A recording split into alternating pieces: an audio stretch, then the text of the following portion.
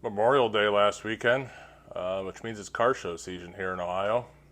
I went to a show on Sunday, saw some unique cars. Want to show you a couple of my favorites or most unique cars that were there, and get the rear mounts put in the Pierce today, and maybe get the rear end on the ground on tires if all goes well. So stay tuned.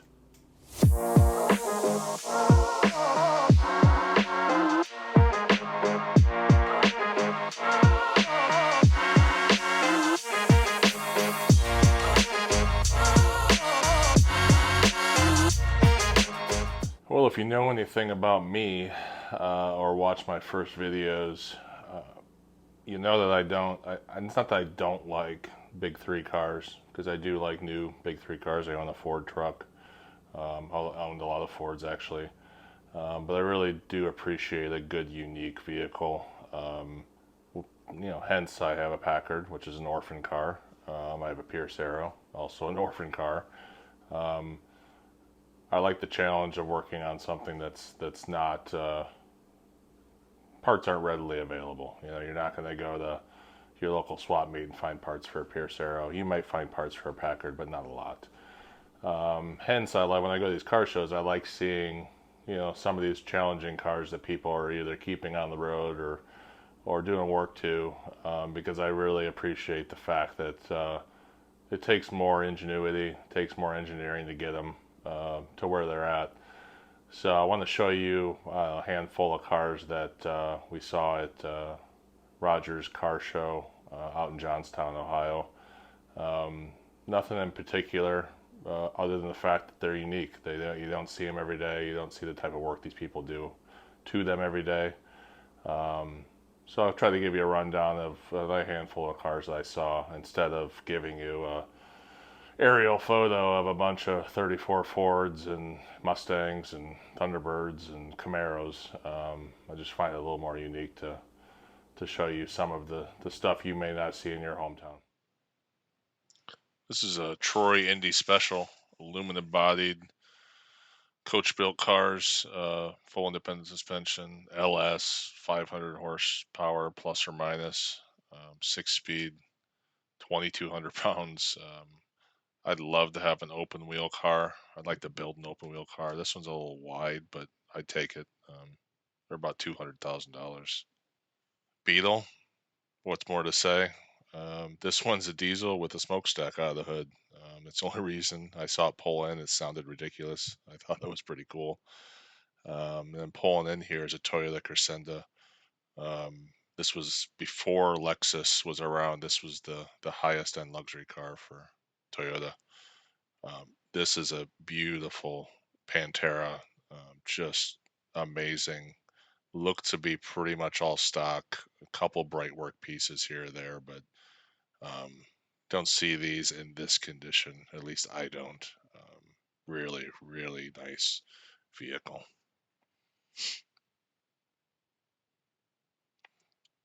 I'm not a big Gasser fan, but I am a big 55, 56 Ford fan. This guy did a really, really good job on this. This car is incredibly straight. Interior is just cool, period correct. If I owned a Gasser, I would definitely own this one. Just really, really neat car. Really well done.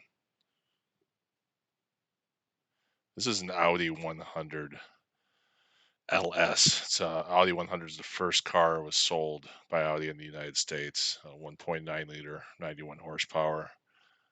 Look at the engine. It's in front, totally in front of the axle. Just a wild design. I'm not sure why they put it so far in front of the axle, but has to handle um, interestingly. I would say at the least.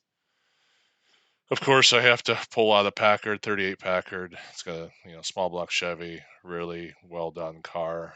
Then a Dodge Dart. Um, I just love these old Dodge Darts. Unfortunately, this one for me, this one doesn't have the 413 Max Wedge. That would be the preferred engine for me, but this was a really, really nice old Dart. This is a near and dear to my heart. I had an '04 Forester. This is a 5 or 6. Looks pretty stock with some mild, mild wheels on there, maybe a little hatch wing. Really um, unbecoming until you look under the stock hood, which I don't know how he fit this under here. This an LS motor in here. The workmanship on this was amazing. Just can't say enough about the way this looks. So I finally got back to working on the car after the car shows and whatnot. So I got the mounts. I'll show you. I don't have them both made, but I have them set in there. Pretty tight fit here. I gotta bevel the edge there to weld it in place. I'll bolt it in and then weld it in place. You can see this little keyway on this side I had to make for this. I didn't really want to cut the original, and actually I think this will probably add more strength to have to weld over. So I got the other one made. Made. I don't have the keyway in, so I'm gonna go ahead and weld these in, and then I got actually have some air hose and fittings from my truck airbags. So I'll use those to temporarily air up the airbags, and then maybe get the car on the ground this afternoon. So the car's sitting on its rear wheels for the first time. These are temporary wheels. Airbags right now have about 30 pounds, 25, 30 pounds in them. Should be about right height. Only thing I had to do to the wheels was that set screw. I had to just hog out the hole.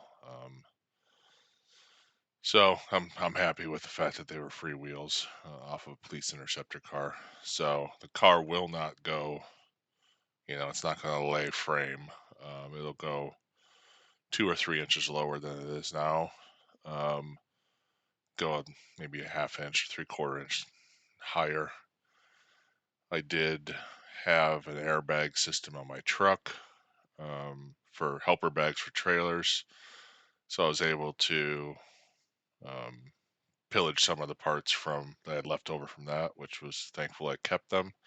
Put a little bracket in there just temporarily to be able to air them up. So pretty happy with the way it worked out. Um, like they said, it's about 3 or 4 more inches of adjustment. So next thing I have to do is I have to put the running boards on, because the running board holds the back side of the fender. So it's basically these cars, they tie the entire side of the car together.